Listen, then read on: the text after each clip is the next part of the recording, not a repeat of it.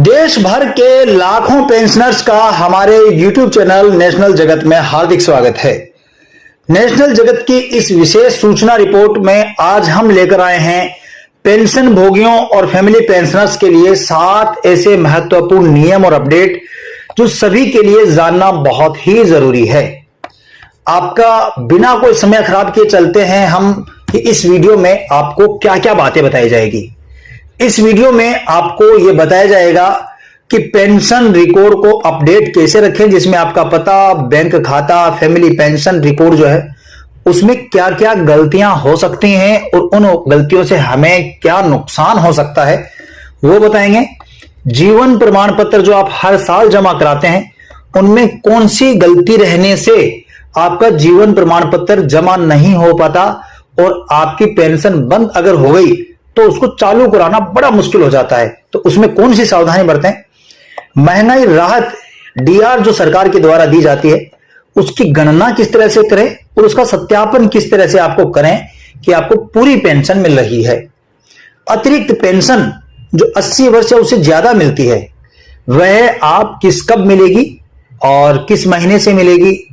इसके अलावा आपको अगर नहीं मिल रही हो तो आपको क्या करना चाहिए। पेंशन शिकायत निवारण, अगर आपके कोई पेंशन संबंधी समस्या है तो उसका शिकायत का निवारण आप कैसे करें, लिखित शिकायत का क्या तरीका है, ऑनलाइन का क्या तरीका है, सब हम आपको बताएंगे। और लास्ट में बहुत ही महत्वपूर्ण टॉपिक रहेगा डिजिटल साइबर सुरक्षा। आजकल बहुत सारे फ्रॉड पेंशनर को ठगने का प्रयास करते रहते हैं और बहुत सारे पेंशनर्स को शिकार बनाते हैं। डीएलसी या फिर पेंशन के नाम पर बड़े फ्रॉड हो रहे हैं, आपने सुना भी होगा, देखा भी होगा। तो ये अंतिम पॉइंट सभी पेंशनर के लिए जरूरी है, ये आप देखे बिना वीडियो को स्किप नहीं करें। तो चलिए चलते हैं पहले बिंदु की ओर, pension record update. Pension record update को मैंने 1 नंबर पर इसीलिए रखा है क्योंकि ये सभी के लिए बेहद जरूरी होता है। बैंक का पता अपडेट रखना और बैंक में आपका वर्तमान पता अपडेट अगर नहीं होता है तो बैंक आपसे जो भी पत्राचार करता है, कोई भी आपको सूचना देनी होती है तो आपको मिल नहीं पाती है और नहीं मिलने पर बैंक सीधा सा जवाब देता है हमने आपके पते पर भेजा था लेकिन आपका पता गलत था। इसलिए आप वर्तमान पता हमेशा सही रखें। बैंक खाता और उसमें मोबाइल नंबर जो है वो आप अपडेट रखें। खाता तो आप चालू रखते हैं क्योंकि आप हर महीने पेंशन आते हैं निकाल लेते हैं, चालू रहता है, लेकिन मोबाइल नंबर अपडेट नहीं होने से कई जरूरी मैसेज आप तक भेजता है बैंक या आपका रिकॉर्ड ऑफिस, वो आपको नहीं मिल पाते हैं और उनके पास सीधा जवाब होता है कि हमने आपके मोबाइल पर भेजा था, आपके इस नंबर पर भेजा था। आप कहेंगे ये तो मोबाइल नंबर मेरे है ही नहीं, मेरे बंद हो चुके। तो वो आप अपडेट रखें। फैमिली मेंबर जो है उनके नाम की स्पेलिंग, आपके पति पत्नी या आश्रित जो भी हैं उनके नाम की स्पेलिंग आपके रिकॉर्ड में बिल्कुल सही होनी चाहिए और जन्म तिथि है ये भी परिवार के सदस्यों की बिल्कुल सही होनी चाहिए। और इन सबसे ज्यादा जरूरी अगर हम बात करें तो आपके पीपीओ में जो नॉमिनी दर्ज हैं उस नॉमिनी का नाम, डेट ऑफ बर्थ ये बिल्कुल सही होनी चाहिए क्योंकि ये पेंशनर जब तक जीवित हो तब तक सही कराना बड़ा आसान होता है, लेकिन जब पेंशनर की मृत्यु हो जाती है उसके बाद में ये समस्या होती है तो ना तो फैमिली पेंशन शुरू हो पाती है और घर वालों को चक्कर काटने पड़ते हैं और बड़ी समस्या होती है। मैंने ऐसे भी देखा है कई वर्ष बीत जाने के बाद भी फैमिली पेंशन स्टार्ट नहीं हो पाती है। तो ये पीपीओ में जो भी आपका नॉमिनी है उनके नाम, डेट ऑफ बर्थ आप बिल्कुल सही करवाएं आधार कार्ड के अनुसार। नहीं हो तो अभी आप करवाएंगे तो बड़ा आसान हो जाएगा। अगले बिंदु में देखिए जीवन प्रमाण पत्र को लेकर। जीवन प्रमाण पत्र हर साल आप जमा कराते हैं, वार्षिक अनिवार्यता इसकी है जो नवंबर महीने में आप जमा कराते हैं, लेकिन वरिष्ठ पेंशनर जिनकी उम्र 80 साल से ज्यादा होती है उनको 1 अक्टूबर से ही डीएलसी जमा कराने की सुविधा सरकार देती है, 1 महीना ज्यादा मिलता है। और इसके डिजिटल माध्यम है। जीवन प्रमाण पत्र को आप फेस आईडी ऑथेंटिकेशन ऐप जो है उससे करा सकते हैं। बड़ा आसान तरीका है। पहले पेंशनर को लाइन में लगना पड़ता था, बैंक जाना पड़ता था और वो भी रिजेक्ट हो जाता था, लेकिन अब आप घर बैठे कर सकते हैं फेस ऑथेंटिकेशन से। कैसे करें उसके लिए मैंने एक वीडियो बना रखा है, वो वीडियो इस वीडियो के लास्ट में मिल जाएगा और आप YouTube में सर्च भी कर सकते हैं जीवन प्रमाण पत्र नेशनल जगत लिखकर, तो आपको वो वीडियो मिल जाएगा। आप घर बैठे आराम से अपना जीवन प्रमाण पत्र ऑनलाइन सबमिट कर सकते हैं और वो मान्य भी है। अगर घर में ऐसा कोई सदस्य नहीं है 15, 20, 30 साल का, 40 साल का जो ऐसा ऑनलाइन काम कर सके, तो IPB डाकिया सेवा है, जिसमें आप नजदीकी पोस्ट ऑफिस में जाकर इंडियन पोस्ट पेमेंट बैंक का जो पोस्टमैन है उनसे आप ये सुविधा का लाभ ले सकते हो। वो आपके घर आएंगे, मामूली से आपसे चार्ज लेंगे और आपका DLC जमा कर देंगे। आपको उसका DLC जमा होने का प्रमाण पत्र है वो भी देंगे। ऑनलाइन आप करेंगे उसमें भी प्रमाण पत्र आपको मिलेगा। बैंक शाखा से आप करते हैं और बायोमेट्रिक डिवाइस से होता है। ध्यान रखें, आपका जीवन प्रमाण पत्र यदि समय पर जमा नहीं होता है तो पेंशन अस्थायी रूप से रुक जाती है और उसके बाद में कई चक्कर लगाने पड़ते हैं, जिससे आपको बड़ी समस्या होती है। इसलिए आप समय पर आप अपना जीवन प्रमाण पत्र जमा कर देवें। अगला बिंदु है महंगाई राहत की गणना। जी हां, सभी पेंशनर के लिए महंगाई राहत जो सरकार के द्वारा दिया जाता है उसकी सही गणना करना आना जरूरी है। यह सही गणना कैसे हो?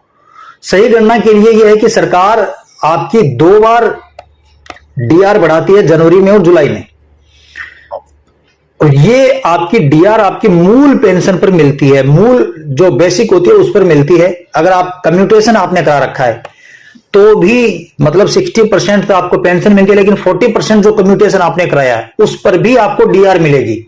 ये याद रखें, अगर आपको 60% पर ही DR मिलती हो तो आप उसको सही करवाएं, आपको बड़ा नुकसान हो रहा है। तो ये आपकी कम्यूटेशन से पहले की जो बेसिक है उस पर आप ये देखें, और बैंक में आपकी जो स्लिप है, पेंशन स्लिप है, वो लेकर उससे मिलान करें। अब यहां पे कई पेंशनर हैं, उनका ये सवाल आता है कि हमें पेंशन स्लिप मिलती नहीं है। तो आपको बता दूं कि अगर आप पेंशनर हैं, डिफेंस पेंशनर हैं, चाहे आर्मी के हों, एयरफोर्स के हों, नेवी के हों, तो आप स्पर्श पोर्टल से अपनी पेंशन स्लिप डाउनलोड कर सकते हैं। अलग अलग विभाग के जो पेंशनर हैं उनके अलग अलग वेबसाइटें हैं। आप अपने विभाग की वेबसाइट है उससे पेंशन स्लिप डाउनलोड करें और उसके बाद में अपनी DR की दर को जांचें कि वो आपको पूरी मिल रही है या फिर नहीं मिल रही है। DR कैसे जांचें? ये गणना आपके सामने है।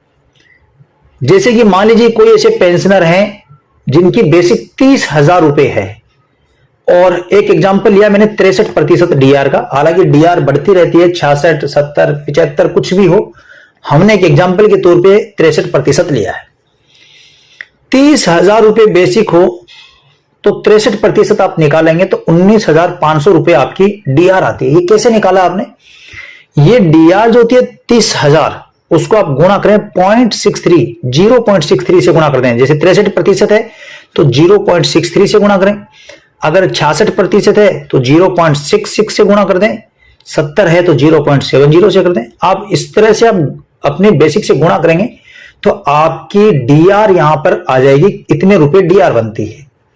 अब आपको यह जानना जरूरी है कि आपकी कुल पेंशन कितनी बनती है, DR और बेसिक दोनों को मिलाकर। तो इसका भी बड़ा आसान तरीका है। आपकी जो बेसिक पेंशन होती है, जैसे कि 30,000 है, DR 63% हो तो 30,000 को 1.63 से कर दो अब, तो आपकी कुल पेंशन आ जाएगी। 66% हो तो 1.66 से कर दो, 70 हो तो 1.70 से कर दो, मतलब 1 पॉइंट लगा के फिर आप अपना DR लगा दें तो आपकी कुल पेंशन आ जाएगी। इस तरीके से आप अपने पेंशन की DR की गणना करें और अपने पेंशन स्लिप में आप जांचें कि पूरी मिल रही है या नहीं मिल रही है। आगे बड़ी महत्वपूर्ण खबरें आपको और बताएंगे, लेकिन उससे पहले आपको बता दें कि हमारा नेशनल जगत चैनल पेंशनर और कर्मचारियों के लिए बहुत महत्वपूर्ण और नियमावली की सही सटीक जानकारी आपके लिए लेकर आता है। इसलिए अभी आप वीडियो को रोककर पहले हमारे चैनल को सब्सक्राइब कर लें और इस वीडियो को लाइक कर लें। अंत में वीडियो को कम से कम अपने एक साथी के साथ शेयर जरूर करें ताकि उनको भी इसका लाभ मिले। अब यहां पर वरिष्ठ पेंशनर जो होते हैं उनको अतिरिक्त पेंशन सरकार के द्वारा दी जाती है और उसके बारे में उम्र ज्यादा होने से वो भूल जाते हैं या फिर उनको जो गवर्नमेंट जो होती है अपने आप नहीं देती है, बड़ा नुकसान उनको उठाना पड़ता है। अगर आपकी उम्र जिस महीने में 80 वर्ष हो जाती है, जैसे मान लीजिए अप्रैल की 19 तारीख को आप 80 वर्ष के हो रहे हैं, तो पूरी अप्रैल की पेंशन आपको बढ़ी हुई मिलेगी। कितनी बढ़ी हुई? 20% अतिरिक्त पेंशन 80 वर्ष के बाद में दी जाती है। अगर आपकी उम्र 85 वर्ष से ज्यादा है तो 85 से 90 वर्ष तक के अतिरिक्त पेंशन 30% दी जाती है। 90 से 95 आपकी उम्र है तो 40% अतिरिक्त पेंशन का लाभ दिया जाएगा। 95 से 100 साल पर 50% अतिरिक्त पेंशन मिलेगी। और 100 वर्ष से अगर ज्यादा है आपकी उम्र तो आपको डबल बेसिक पेंशन मिलेगी। अतिरिक्त मूल पेंशन है वो 2 गुनी आपकी हो जाएगी। ये जो मैंने बताया ये केंद्र सरकार के आंकड़ों के अनुसार बताया है।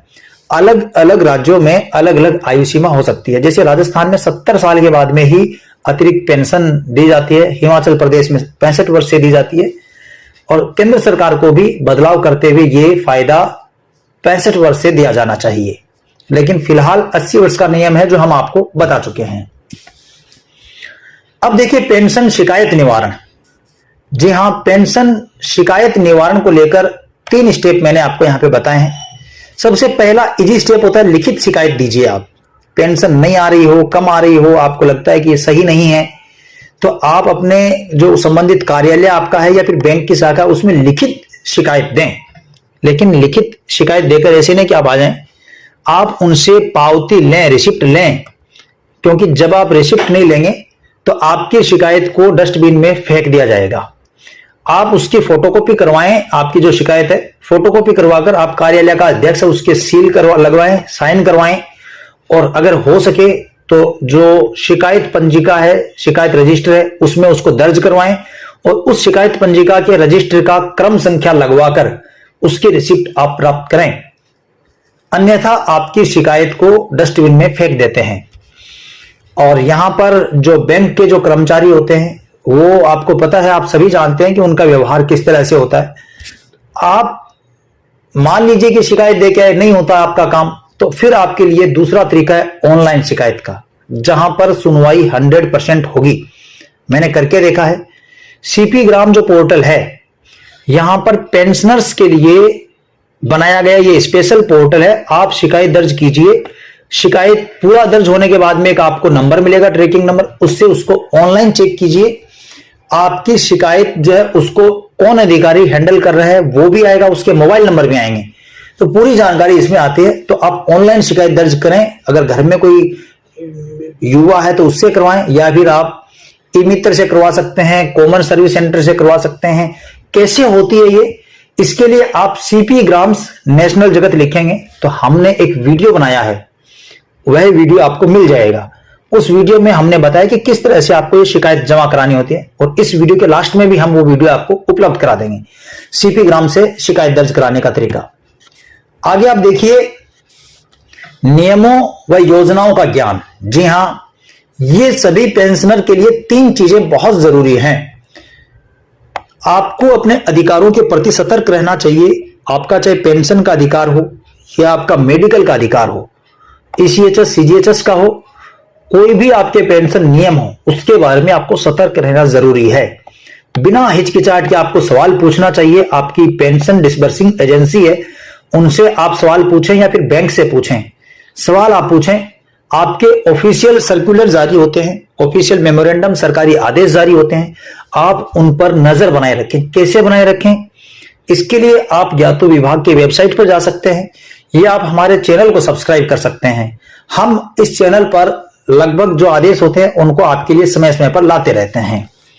और ये अंतिम बिंदु सभी पेंशनर के लिए, साइबर फ्रॉड से सुरक्षा, ये जानना बहुत जरूरी है, क्योंकि आज के समय में बहुत सारे पेंशनर जो है वो इसके शिकार हो रहे हैं। अखबारों में आ रहा है, टीवी पर आ रही हैं खबरें इस तरह की। पेंशनर को सबसे ज्यादा शिकार बनाया जा रहा है। सबसे पहला ओटीपी और पासवर्ड शेयर नहीं करना। अब आप समझते होंगे भाई ये तो हमें पता है कि ओटीपी नहीं देनी है, लेकिन फिर भी हम ओटीपी कैसे दे देते हैं। आपके पास कॉल आता है कि हम आपके जो पेंशन डिसबर्सिंग एजेंसी पीडीए से बोल रहे हैं, आपका डीएलसी है, डिजिटल लाइफ सर्टिफिकेट है, वह पूरी तरह से सबमिट नहीं हो पाया है, हम उसका सत्यापन करने के लिए कॉल किए हैं। इस तरह से कॉल आता है आपके पास, जिसमें वो आपकी पीपीओ नंबर बताएंगे, आपके जो फैमिली पेंशनर या फिर जो होने वाले हैं नॉमिनी है उनका नाम बताएंगे, आपका नाम, डेट ऑफ बर्थ, सब कुछ बताएंगे वो आपकी। और वो बोलेंगे या तो आपका हम पीपीओ अपडेट कर रहे हैं या फिर आपका डिजिटल लाइफ सर्टिफिकेट सबमिट कर रहे हैं। जो सबमिट नहीं हुआ है तो आप ओटीपी दें, अन्यथा आपकी पेंशन बंद हो जाएगी। और आपको कुछ इस तरह से डराया जाता है। इस तरह से डर में तुरंत आप ओटीपी दे देते हैं और आप उनके शिकार हो जाते हैं। डिजिटल लाइफ सर्टिफिकेट का कॉल है, पीपीओ का कॉल है, अन्य कोई बैंक संबंधित कॉल है, आप ओटीपी बिल्कुल भी नहीं देवें। आप जो भी है आप कहेंगे कि मैं बाद में इस पर विचार करूंगा, ओटीपी नहीं दूंगा मैं। कुछ लोग फर्जी बैंक अधिकारी बनकर कॉल करते हैं, जिसमें वो कहते हैं या तो पेंशन विभाग का कर्मचारी या फिर वो कहते हैं बैंक का कर्मचारी हूं, आपको पीपीओ नंबर बताते हैं। ऐसे झूठे ठगों से आपको सतर्क रहना है। आप कहिए कि मैं खुद संबंधित ऑफिस में संपर्क कर लूंगा, कॉल पर कोई भी जानकारी आपको नहीं दूंगा। वॉइस क्लोनिंग, यहां पर बड़े बड़े पत्रकार भी इसके शिकार हो गए हैं। आपने सुना होगा अजीत अंजुम का नाम, बड़े पत्रकार हैं, काफी फॉलोअर हैं उनके यूट्यूब पर, फेसबुक पर, वो भी शिकार हो गए वॉइस क्लोनिंग के। वॉइस क्लोनिंग क्या है?